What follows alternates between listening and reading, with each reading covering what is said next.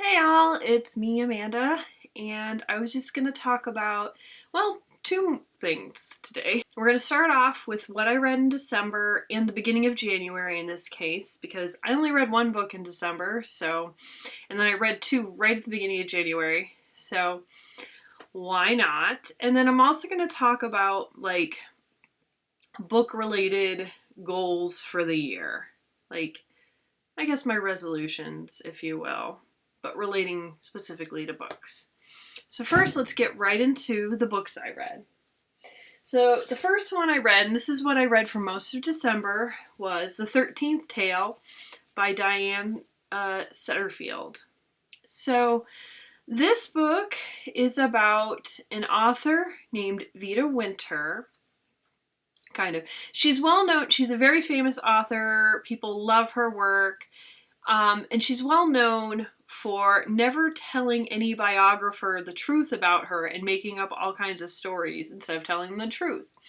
And then one day, this young lady named Margaret Lee, who works at her father's bookstore, is asked specifically by Vida Winter to write Vida Winter's biography. And this is going to be like the real deal kind of a thing. And that's basically it. That's the concept. Oh, I forgot to mention that Vida Winter wrote this book called The 13 Tales or something like that, but there were only 12. So one of the big mysteries and the big things is, what is the 13th tale? Everyone wants to know.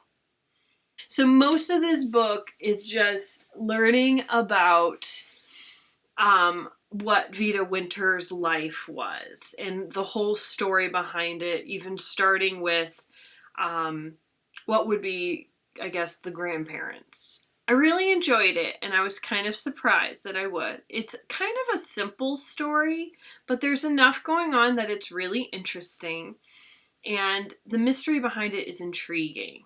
And most of the story centers around, like, her life in the aristocracy, I guess you could say, because they're fairly rich people. There's no specific time frame, like, for when the story, at least the part with Margaret Lee, or even the part in the past takes place. You have a vague idea. I guess it takes place in modern times, but Margaret doesn't, like, you mentioned using a cell phone or anything like that. She uses a more traditional, like, camera and whatnot, so it could take place a little bit further out. It's hard for me to know exactly as a reader. Anyway, so as you read, the mystery slowly unfolds behind it. You learn a little bit about certain things that happen in this house, the house that they live in, which is, I guess you could say, it's like a mansion, like one of those bigger old school rich people homes in England. But anyway, there's this undercurrent of mystery behind it. I'm not good at describing it. The writing style is on the loftier. Originally, I felt like it was super pretentious, but I got used to it, and I actually did enjoy it. And this is one of those books that is written for book lovers. Like, it's meant for people who really enjoy books or reading. So that's who I'd recommend this one for. I ended up really enjoying it, if purely because I really liked the ending. It has a good ending, in my opinion. I tend to like a happier ending as a mild spoiler. That's more my bag. I like the ending. That's the main thing I just wanted to say, is I really enjoyed the ending of this one. So made it all worth it. Took me a while to read, though.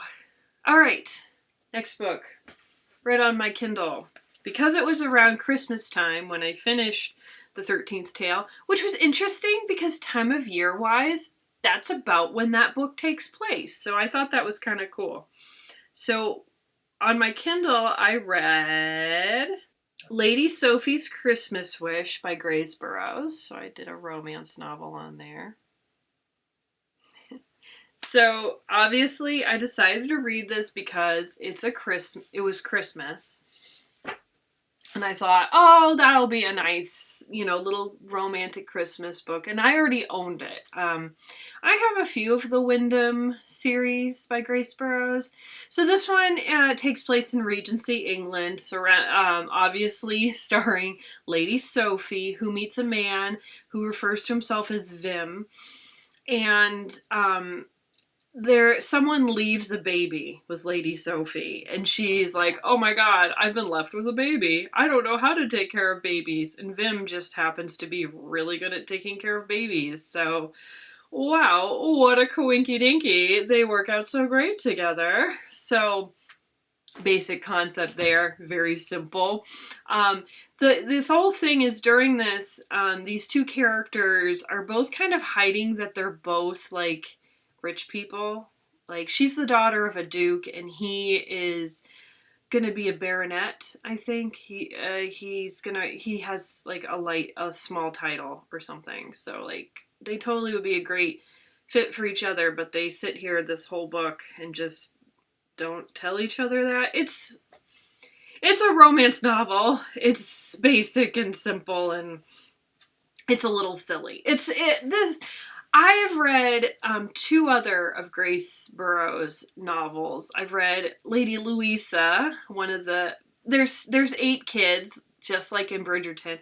Although originally in this one there were 10, but 2 of the brothers have passed once you start the series. Anyway, so similar concept to Bridgerton. I think Bridgerton's a little bit better because I like the characters a little bit more. It's a little snappier, and I feel like it's a little bit better written than these ones. But these are fine. Like, if you like a lighthearted romance and you just want to read something that you're not going to have to put a whole lot of, like, mental fuss into, these books are worth it. They're sweet. And I have to say, like, the love interest guy is actually not, like, a douchebag. He's a good guy. Like, there's nothing particularly problematic about him. And I can't say that about Julia Quinn in the Bridgerton series, so it's got one up there. They're a little, I own 3 more of these books already, so I figure I'll probably sprinkle them in here and there, because I know they're not, like, really my bag. They're not super good, but I think it's worth reading if you're into romance. Like, if you're into Regency romance as it is, this won't hurt. All right, last book I read, and I read this book in like one day because I was really enjoying it, and I knew it would be exactly what I'm into. And this is Twice Shy by Sarah Hogle. All right, basic concept with this one. I hate telling you the concept of these books, but you gotta know what it's about. Like, otherwise, how are you gonna ever know if you want to actually read these? So anyway, basic concept. It's about a young woman, well, a 30-year-old woman. This is about a lady named Mabel Parrish, and Mabel suddenly finds out that she has inherited her great aunt's estate. But it turns out there's a little caveat with that. She has to share it with the groundskeeper, Wesley.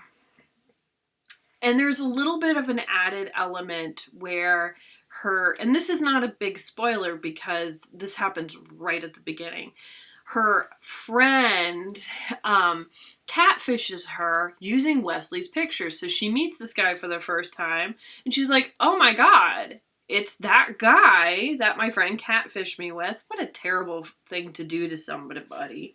But anyway, the dynamic in this is it's kind of like a grumpy sunshine. Like, he's the grump, she's the sunshine. But I think what's interesting and unique about this one, and what, if you want to know if it's your thing, the thing about Wesley is he's really more like shy / antisocial as opposed to being a jerk. I mean, he's a little bit of a jerk at first, but like it's really more that he's super antisocial and shy, and he gets all nervous. I ended up really enjoying this. I mean, I read it in one day, so clearly I enjoyed it. I thought it was great. It's very sweet. This one, oh, I forgot to tell you, the spice level of these. So in the last one, Lady Sophie's Christmas Wish, I'd say that one's decently spicy. You know, maybe a little less spicier than the Bridgerton series, but it's pretty spicy. This one is pretty low on the spice. It's technically, there's a sex scene in it, but it's very, it is not, like, it's very vaguely described. So it's, I guess you'd call it open door, but like, barely, you know?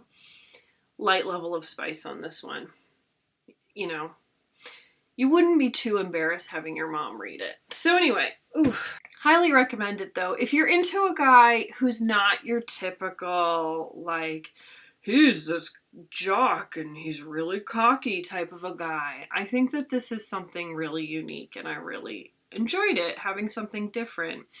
And I liked Mabel as well. She's more of a dreamer, and she loves to fantasize about things, but she needs a little bit of help getting the practical bits worked out. So overall, enjoyable book. Really glad I read it. And yeah, that's finally it for now. I'm working on another book now. It's a long one, so I don't know.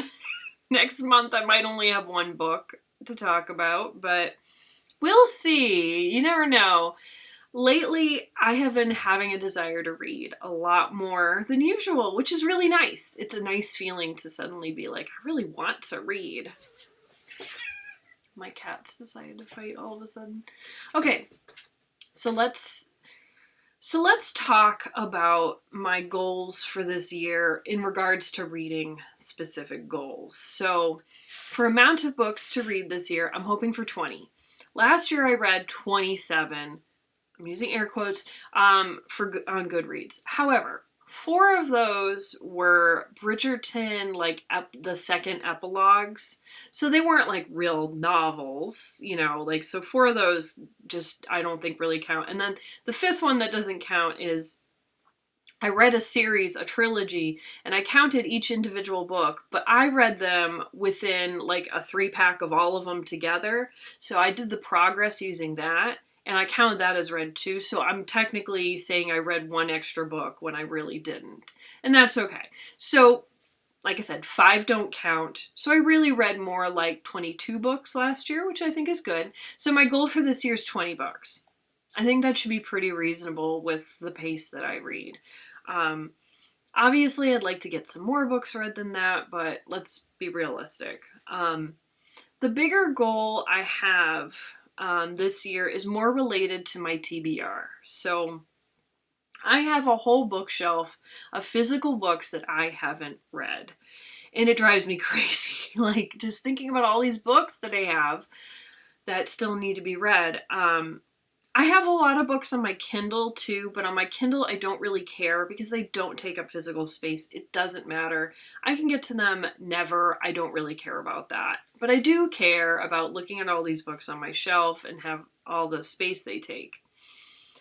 So here is my eventual goal. What I would love, and I think this would be so good, is to have like 0 TBR, and then I go shopping and I go to an actual bookstore and I buy books based on like the covers and also the blurbs on the back, and I just pick out a handful of books at a time. I buy them, and then I don't buy any more physical books until I've read all of these books. You know, I've read them all. That's the goal. This is the dream. Problem is I have probably 100 plus books that I haven't read on this shelf. So getting to that dream is going to be difficult, especially because I read 20 books a year. About half of them are on the Kindle, and I do occasionally buy books. But let's get into this. How am I going to get this TBR to a reasonable stage? So goal number 1 is number 1 is I have been a lot more honest with myself about books I'm just never gonna read, or I'm not gonna read anytime soon. I don't foresee myself having any desire to read. Plus they were books that like maybe I got for free or cheap, so it doesn't hurt me to like get rid of them. I did a lot of that right at the beginning of the year. It felt really good. A lot of what I got rid of was nonfiction, sadly. I love nonfiction, but I feel like with nonfiction, the way I'm going to have to go with it in the future is it has to be something that is a really interesting topic and it's easier to read. A lot of nonfiction can be a little hard for me to read. Like, it takes a lot longer and I start to lose interest. So I'm probably only going to touch nonfiction if it's something that's highly recommended by a bunch of people, or, sounds like something I'd really enjoy. So yeah, kicked a bunch of that. I also kicked out, I had a couple of John Grisham novels. I don't have any interest in reading them. It's nothing personal. I bet I would read them eventually, but here's the thing. If I want to get the Pelican Brief again at some point in the future, I don't know what they're fighting over. I can get that anywhere, probably for free, cheap, etc. It's not going to be hard to find. So that's the reasoning. The second thing I am doing is, obviously I have to be careful about my buying, because if I buy more books, I have more books that I haven't read. Now, for the last few years, I've really bought hardly any books. I've been honestly really good about that. But I also have been reading. I read a lot less previously. I'm finally getting, I'm really getting in the swing of things. But anyway, aside. So, what am I trying to do there? Well, obviously, I'd love to just not buy any books, but realistically, I'm going to want to buy stuff every once in a while. So, my plan is, say I buy books, I'm going to try to limit it to only 3 at a time. And then before I can buy any more books, I have to read those 3 books plus 3 books that have already been on my shelves previous to buying those books. So I have to read at least 6 books total before I can buy more. Now, obviously, with the amount of books I have and the pace I read, it will take me a very long time, years, to eventually clear out the books. So obviously I want to try to avoid buying books for even longer than that. That's just a minimum goal to keep me going. And the goalposts may change as I start to actually whittle that down. But this is just to kind of keep me in check and at least give me a little bit of reining in. I think I'll be able to do better than that, honestly, but I'm just trying to have a realistic picture. On my Kindle, I'm allowed to buy whatever I want, whenever I want. I don't really buy a lot on the Kindle anyway. I tend to prefer to just buy things as I want to read them, so that works out. I'm actually less of a hoarder on the Kindle, which is kind of funny when you think about it, but it works out, right? So, all right. My third idea for getting through this is more of a strategy, and that is obviously trying to be careful about what books I'm going to read. So one thing that I've done that I kind of regret is I purchased the first book. And I know why I do this. I purchased the first book and not the rest, because my thought process was that I would read the first book, see if I liked it, and then decide if I'm going to buy the rest of the series.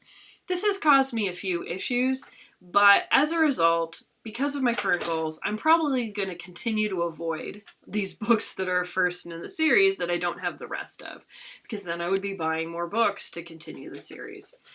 I'm also obviously going to be avoiding probably some of the longer books for the most part. So the books I am going to be more leaning toward are standalones, series that I have the whole series for, and also books that I think are going to be quicker reads. Cheating a little bit, but not like a lot. I just need to get this under control. I mean, I'm proud of myself. I've got it down to 1 bookshelf now, which is a big deal, but still, it's a lot of books. I need to do something about it. And then, unrelated to the TBR, I do have 1 book in particular I'm going to make sure I read this year, which is The Hero of Ages by Brandon Sanderson. It's the last in the Mistborn trilogy, and I know there's more Mistborn books, but I'm talking about the first 3. I've had that forever. It's long. I know it's going to probably be a little bit of a slog. I'm probably not going to read that until the end of the year. My plan is maybe once I hit my 20 book goal, I will try reading that book. So it probably won't be till the end of this year. Okay, that's it. So this is a longer video than usual. I'm not going to split it up. I split up enough of my videos. I'm going to split up my goals, though, based on what kind of video I'm making. So anyway, I hope you're all doing well. Ta-ta!